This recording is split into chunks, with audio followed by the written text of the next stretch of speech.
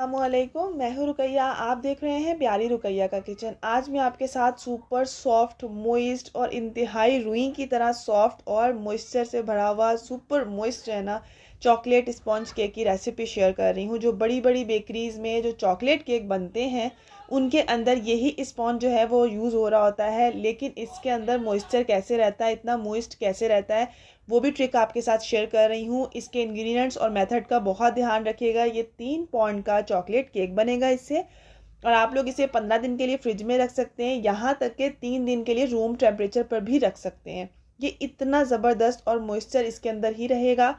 तो आज मैं आपके साथ शेयर कर रही हूँ 3 पॉइंट चॉकलेट स्पॉन्ज केक की रेसिपी, जो कि बिगिनर्स जो लोग ऑर्डर वर्क करती हैं उनको मेजरिंग करना बहुत आसान हो जाएगी इस वीडियो के बाद। और इसी तरह का सुपर सॉफ्ट आप देख सकते हैं, इतना सॉफ्ट है। इसको रखना किस तरीके से है, आइसिंग इस पर कितने दिन बाद करेंगे, सारा कुछ डिटेल में आपके साथ शेयर करूँगी। तो चलिए स्टार्ट करते हैं। बिस्मिल्लाहिर्रहमानिर्रहीम। यहाँ पर मैंने एक कढ़ाई ले लिया है, उसके अंदर आप कोई सा भी रैक रख दें, वरना फिर कोई भी स्टील की कटोरी या बाउल वो रख दें, और इसको कवर कर कर मीडियम टू हाई फ्लेम पर प्रीहीट होने के लिए 10 मिनट के लिए छोड़ दें। उसके बाद हमने क्या करना है, यहाँ पर मैंने सारे इंग्रेडिएंट्स जो है वो रख लिए हुए हैं, और यहाँ पर 2-3 पॉइंट्स क्लियर कर दूँ। सब इंग्रेडिएंट्स रूम टेम्परेचर पर होने चाहिए, कोई भी चीज़ फ्रिज वाली ना हो। सेकंड, मैं कप की मेजरिंग से आपको बता रही हूँ, बहुत आसान हो जाएगा। थर्ड, आपने मैदे को लाजमी से 2 बार छानना बहुत ज़रूरी है, मतलब ड्राई इंग्रेडिएंट्स को आप 2 बार लाजमी से छान लिया करें। जो लोग बिगनर्स हैं बहुत आसानी हो जाएगी उनके लिए। तो यहाँ पर जो चीज़ें ज़रूरत की थी, बस इन्हीं चीज़ों से हम 3 पॉइंट का केक बनाएंगे। तो मैं इस टाइम जो है वो बीटिंग मशीन में कर रही हूँ। आप लोग इलेक्ट्रिक बीटर, हाथ वाला जो इलेक्ट्रिक बीटर होता है, आप लोग उससे भी कर सकते हैं। तो यहाँ पर मैंने एक बाउल के अंदर 6 अंडे ऐड कर लिए हैं। उसके बाद मैंने जो चाय वाला कप है, इसी से मैंने मेजर किया है 1 कप प्लस 2 टेबल स्पून तक नॉर्मल चीनी, जो रेगुलर शुगर होती है वही है, दानेदार। और इसको हमने बिल्कुल नहीं पीसना, ना ग्राइंड करना है, कुछ भी नहीं करना।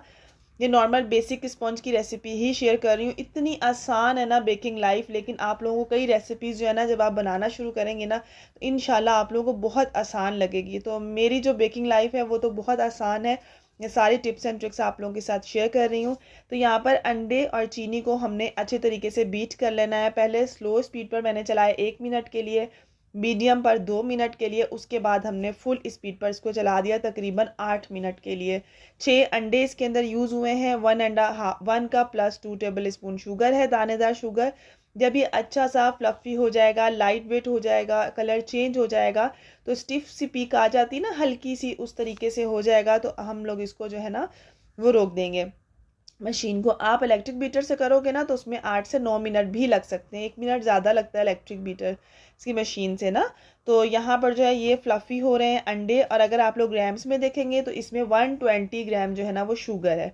ठीक है, यहाँ पर मैदा ले लिया है। मैदा तकरीबन 1.5 कप, अगर चाय वाला कप लोगे तो 1.5 कप, और अगर आप लोग इसको ग्राम्स में लोगे तो 170 ग्राम तक होगा। ठीक है, उसके बाद मैंने इसके अंदर ऐड कर दिया है baking powder, 1.5 teaspoon baking powder हम इसके अंदर ऐड कर देंगे। उसके बाद इसके अंदर जाएगा cocoa powder, 3 tablespoon cocoa powder बहुत होता है। जैसे 3 पॉइंट का केक है ना, तो 3 टेबल स्पून कोको पाउडर बिल्कुल इनफ है। अगर लाइट कलर का कोको पाउडर है ना, तो फिर आप लोग 4 टेबल स्पून तक भी इसमें कर सकते हैं। तो यहाँ पर जो है हमने सारी चीज़ें जो है ना मिक्स कर ली हैं। मिक्स करना बहुत ज़रूरी है। 1 पिंच सॉल्ट ज़रूर डालिएगा, वो शायद स्किप हो गया है। 1 पिंच सॉल्ट डालकर अच्छे तरीके से सारी चीज़ों को मिक्स कर लेना है। तो यहाँ पर जो है ना आप देखें अंडे बहुत अच्छे से फ्लफ़ी हो गए हैं। जब तक अंडे फ्लफ़ी हो रहे थे हमने ड्राई इंग्रेडिएंट्स को मिक्स कर लिया था। मिक्स करने के बाद 2 बार अच्छे से छान लेना बहुत ज़्यादा ज़रूरी है। तो यहाँ पर जो है बिल्कुल 8 मिनट कंप्लीट हो चुके थे। तो यहाँ पर जो है मशीन बंद कर दी थी, और देख लें बहुत लाइट और फ्लफ़ी सा जो है ना ये हो चुका है बैटर। ये देखें इस तरह से हो चुका है, बहुत फ्लफ़ी लाइट। इलेक्ट्रिक बीटर जो हाथ वाला होता है ना, हैंड वाला इलेक्ट्रिक बीटर, उससे भी बहुत अच्छा हो जाता है। ये नहीं, उससे नहीं, मशीन और ये एक ही काम करती हैं। बस क्या होता है ना, मशीन थोड़ा सा जल्दी काम कर देती है, और इलेक्ट्रिक बीटर थोड़ा सा 1 मिनट, 1.5 मिनट या 2 मिनट तो ऊपर नीचे हो जाता है ना, ऐसे हो जाता है। तो यहाँ पर अब मैंने क्या किया, ड्राई इंग्रेडिएंट्स को मिक्स कर रही हूँ। ठीक है, तो यहाँ पे ड्राई इंग्रेडिएंट्स मिक्स करने का बहुत ज़्यादा मेथड है। जो बेकरीज़ में वो हाथों से ही मिक्स करते हैं, बहुत इजी मेथड जो है ना वो हाथों से मिक्स करना होता है, उससे ओवर मिक्स नहीं हो रहा होता। तो यहाँ पर जो है ना टेबल स्पून से मिक्स कर रहे हैं। तो इससे क्या होगा, जिन लोगों को, जो लोग बिगनर्स हैं ना, वो कोशिश करें तीन बार में ड्राई इंग्रेडिएंट्स को मिक्स करें, मतलब थोड़ा थोड़ा डालें और हाथ से मिक्स करें या स्पैचुला से एक ही साइड पे मिक्स करें। जब आप लोगों को बेकिंग का थोड़ा सा अच्छा सा आ जाएगा तो उसके बाद चाहे आप लोग स्पून से करें, हैंड विस्क से करें या बीटर चला दें इसके अंदर, वो आप लोगों को आइडिया होता है हमने इतना सा ही मिक्स करना है। अक्सर डॉम शेप आ जाती है ना, मिक्स करने लगे कि हम ओवर मिक्स कर देते हैं, वो हार्ड हो जाता है। तो इसको बस ओवर मिक्स ना करें और हल्का हल्का सा बस आपने इतना मिक्स करना है कि ड्राई इंग्रेडिएंट्स मिक्स हो जाए। उसके बाद few drops vanilla essence add कर दिए। वनीला एसेंस आप पहले अंडे और चीनी के साथ भी डाल सकते थे, वो मैं भूल गई थी तो मैंने बाद में ऐड कर दिया। यहाँ पर जो मेन इंग्रेडिएंट्स है वो है यहाँ पर ऑयल, 2.5 टेबल स्पून ऑयल जाएगा 3 पॉइंट केक के अंदर। ठीक है, टेबल स्पून मेजरिंग वाला होता है ना, आप उसे मेजर कर लीजिएगा। अच्छे तरीके से मिक्स करना है। ऑयल डालने के बाद बस आपने ऑयल को और बैटर को सबको बस एक बार मिक्स करना है। ठीक है, मिक्स करना है कट एंड फोल्ड के मेथड से ना, बीच में से कट लगाएंगे और मिक्स करेंगे। 9x9 का मोल्ड था, ऑयल से ग्रीस किया, बटर पेपर लगाया और हमने सारा बैटर इसके अंदर पोर कर दिया। उसके बाद 2 से 3 बार बहुत अच्छे तरीके से इसे टैप करना है ताकि एयर बबल जो है वो रिमूव हो जाए। आप यकीन जाने ऑयल ऐड करने के बाद इसके अंदर मॉइस्चर इतने दिन तक रहता है, बहुत सॉफ्ट रहता है। अब इसको हमने प्री हीट पतीले में डाल दिया और तकरीबन इसको जो है ना 35 मिनट से 40 मिनट तक बेक होने में लगे। माशाल्लाह से अल्हम्दुलिल्लाह बहुत ज़बरदस्त सुपर मोइस्ट चॉकलेट केक बन चुका है। ये देखिए हल्का सा डॉम शेप आपको लग रहा है ना, ये हमने बाहर निकाला और अपने हाथों से हल्का सा प्रेस किया ऊपर से, गरम गरम कोई। ये टिप आपको दे रही हूँ, अगर डॉम शेप आ जाती है ना, अपने हाथों से हल्का सा प्रेस फ़ौरन कर देना है, बाहर निकालते साथ ही गरम गरम को, वो फ्लैट हो जाएगा। कोई परेशानी की बात नहीं होगी, बस आप लोग उसे छोड़ा ना करें और गरम गरम को हाथों से ऊपर से प्रेस कर दिया करें हल्का सा 1-2 बार।